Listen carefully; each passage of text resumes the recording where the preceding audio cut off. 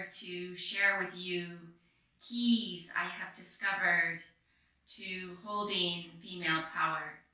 And that can be both for men and women. It is not exclusive to the female gender. So holding female power is something unique from the way we perceived our world. Our world teaches us to hold male power. So even those of the female sex must learn how to be like a man to be successful in our world for the last several centuries. So we are at an interesting point in time and space in the evolution of humankind, where we can see the downfalls of how male power has been held on our planet. And we may consider different ways may get different results. So the keys to female power lie deep within our histories or herstories here on this planet. We go further back in time, perhaps 3,000 years back to when we had matriarchal societies on our planet. We can learn how that energy operated. However, that female power in that time was still not as evolved as we could have it here today. So here I sit in Ireland, and I've been living here 25 years and learning about these Celtic histories or herstories. So when we look back 3,000 years ago, where we have a lot of stone circles and homages or dedications to the goddess energies. We have stone circles which represent the womb. We have stones of destiny, which represent the male energy. And these combinations of stones that appear throughout the Celtic regions are symbolic of the fertility of humankind, how humans come together in union to co-create something better for our existence. So whether that be babies in the proliferation of the human race, or whether it be the co-creation of beautiful ways of being in these bodies on this planet, we can leave that open to what it is we vision. So here in Ireland, we have the triple goddess reverence. And the triple goddess appears throughout the world in different cultures, in different embodiments, different forms. However, here in Ireland, we have a particular goddess named Bridgette, later to become during Christian times, Saint Bridgette. And the Goddess Bridgette is a triple goddess, which represents Maiden, the Virgin, Mother, the fertile one, and the crone, the wise woman. And these three different forms of women, or expressions of female, express different aspects of our being. It's not necessarily dependent on age. We can consider that the Virgin Maiden form is this fresh, lively, new beginning energy. The Mother fertile energy is abundant and full of life. And the Wise Woman crone is the experiential wisdom that comes through the journey of life. And that allows one to take the role of a mentor or a guide to others. So we can embody these three different forms of women at any stage in our lives, and men too can embody the qualities of them. Of course, the male version of that translates more into Christian description, which would be Father, Son, and Holy Spirit. Also a Trinity of energies. And it's also important to note this Trinity comes from something more basic than a philosophical perspective. It comes from the atom itself. This idea that the atom is the building block of all life as we know it on planet Earth, which consists of electron, which is the feminine charge, proton, which is the masculine charge, and the neutron, the neutral. And the combination of all these three energies creates life. So the concept of the Trinity is the co-creation of life. So we're following that thread as we work with this understanding of how to hold the feminine power. Of course, because the feminine power does not operate alone, it's in concert, in harmony with the male energy and with the neutral energy, which has no charge, no yang charge, masculine, or yin charge, feminine, simply is the still point or the space that connects the different charges, positive and negative, we might say. So when we're looking into how do we hold feminine power, that is recognition that we must hold it in concert with everything else. And also looking at how it differs from exclusively holding the yang power. We want to look at the yang power like fire. Fire is like the sun, is this penetrating, illuminating, energizing, activating, expanding energy that brings things to life. But too much fire, we know, is destructive. A wildfire can destroy thousands of acres, such as in California in recent times and other places, within minutes. And it's ferocious and aggressive and relentless and non-discriminating. All life can be destroyed with that fire. It could be a nuclear bomb. It could be war.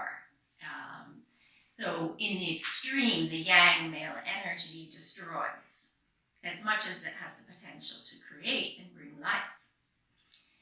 And this fire energy, if left untamed, unsupervised, let's say, if left to itself, will be on the conquest of destruction, rape, pillage, war, whatever. However, if it's in concert and harmony with the feminine energy, then it's something beautiful. So what is the feminine energy like? Female power.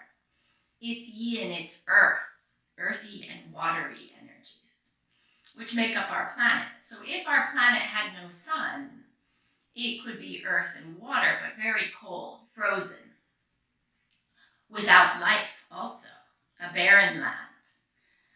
But when the earth and the water is penetrated by the golden rays of our sun, it creates photosynthesis, rainbows, life, alchemy, magic. So the two must work together, but the female power is operating differently. She, like our planet Earth, does not have to go out there and fight for what she wants. She does not have to be on the conquest. She does not have to hustle and take, as the male energy sometimes does.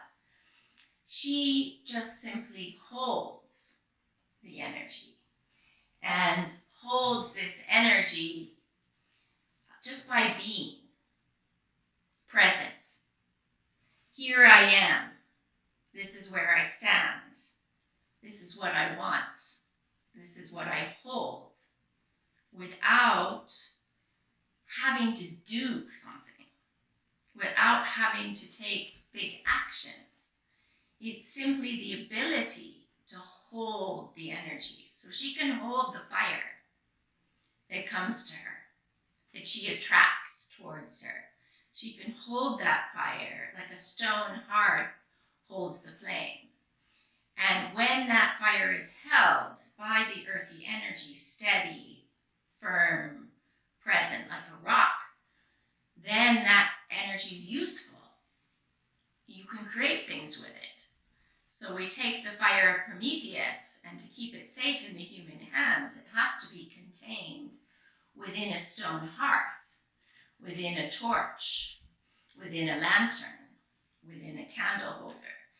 When it's contained, it can illuminate, it can light the way, it can inspire us, it can romanticize the environment, it can cook the food, it can warm the home, warm the body. So it's very, very useful when the fire and the earth work well together. And this is how female power works. The key is to hold it well. So our planet Earth is a good role model. She holds tsunamis, she holds fires, volcanoes, and sure, they can erupt, and these energies can go extreme, but she's still there, just holding everything, holding the beautiful mountains, the flowing rivers, the explosions, the storms. Everything is held within her gravity, her energy, and she does not self-destruct, at least not to this point. If there's not too much fire on her, she is able to regenerate. So even when things go to ashes and everything's burnt, out of the ashes she can regenerate. Out of the crap she can regenerate like compost and regenerate new life once the waters come again and the right amount of sunlight with the right conditions, of course. But the point is that we must learn to hold this energy well. And in Ireland, we have the Goddess Bridgette, as I mentioned, and she is known as the keeper of the sacred flame. The fire in the belly, which, likened to the Ayurvedic Indian system, is the solar plexus chakra. This golden light at the center of our bodies, close to the belly. And this fire in our bellies, in our wombs, that gets activated by our environment, by the male energies, can be a flame of inspiration because we hold it. We hold it within our bodies. And rather than letting that spew out, 3,000 years ago, the feminine matriarchal cultures were fiery. And the women in mythology and in these times could be described as vindictive, jealous, destructive also, because they use the fire to control and take charge in a different way. But now we can say, okay, let's learn from our past, that we have to learn to hold these energies so that they're not destructive to us, or they don't implode on us and self-destruct us as well. If we hold back our fire from expression, that will be dangerous for us all as well, because it actually corrodes and eats us up from the inside. So it's to allow that fire to shine and express itself, but within a safe container. And of course, water is another good antidote to the fire energies. The water runs through our bodies, runs through our earth, these veins of fluidity. So this is also important key in holding goddess power, is to also align with the water energies, which is in our breaths, in our wombs, in our veins, and this energy alchemizes the fire. And to be aware of that deep energy that is in our planet and in our bodies, that we can use it wisely to alchemize with the fire. So not too much water to put out the fire, and not too little water to let the fire take over and evaporate the land, and evaporate the sensitivity, the feelings, the flow of things. So to keep in the flow and to let that water run alongside the fire. So in the event you need it, you can use it to calm the fire and work these together. And of course, water and fire can cancel each other out, fire being the yang and water being the yin, feminine. But if they come together, it has to be like play and pleasure and the dance of life. These two can't merge completely, but they play together. And this is another way that we can hold our feminine power, that we can enjoy it, play, laugh, delight in the present of being aligned with this feminine power that runs like water.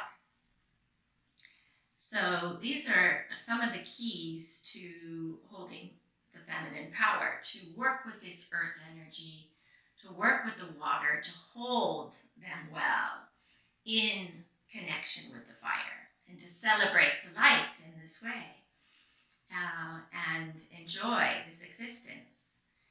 And be like the Goddess Bridgette, who in Ireland rules the 1st of February. This is the start of spring in the Celtic world, Irish spring, when the first snowdrops poke up, and then the daffodils, the vibrant yellow of the solar plexus, the daffodils come in the crocuses. And this golden energy is a reminder to unite with the solar energies, the fire energies, and that these get the spring going so that we can all renew ourselves, revitalize ourselves, have hope for new beginnings, new springs into life. And Bridgette also is the guardian of women, children, the home, and the hearth. And we have the Celtic Cross here, which is her symbol. These crosses are made in Ireland from the reeds of spring at that time of year, and are symbolic of protection of the home, this golden light of protection that keeps us safe energetically. And this energy of life, again, that rules also poetry, craftsmanship, music, as inspiration to illuminate our hopes and our dreams and the future before us. So the feminine power is here to inspire in union with the male energies, and the ability to hold these energies and keep them safe. So the feminine energy helps keep things safe as it works with the male. Often as women, we're looking to the men for protection. We're looking to the men for security. But in fact, we cannot find it there. We need to find it within the feminine power, that we are the ones that keep it safe. We keep the baby safe inside our wombs, holding the baby safely. And whether you do that really with real pregnancy, or you do it energetically, and you allow your energies that you hold to be protective, that we can create these fields of protection with our energies, with our hearts, with our wombs, by radiating that energy out and holding it well. It's quite powerful. So it's this recognition that is the key, that we have the ability to hold energy safely. And that is part of our gift in this existence.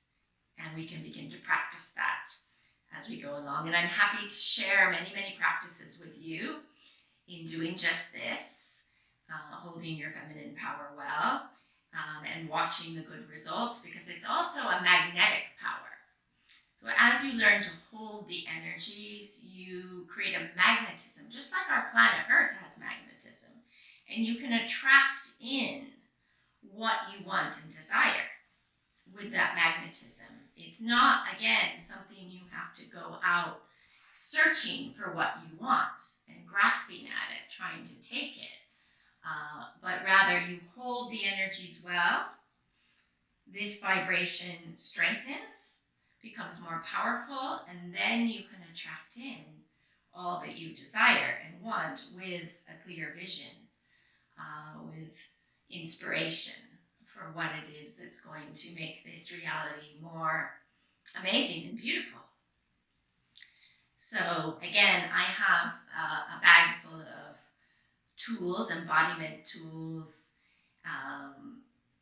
tools we can use with affirmations, with consciousness, to help reinforce these powers that we have within us and that we can put to use. Because again, we are used to relying on the way male power works, which is more going out there externally and trying to achieve something, do something, take something, compete, and bring it back to us. So we go out there to seek abundance. We go out there to seek love. We go out and try to claim it and take it and control it. But this is not the way by itself. The way needs to be also in alignment and connection with this female power to manifest more heaven on earth on this planet, in this body. So there it is. Happy to see you again.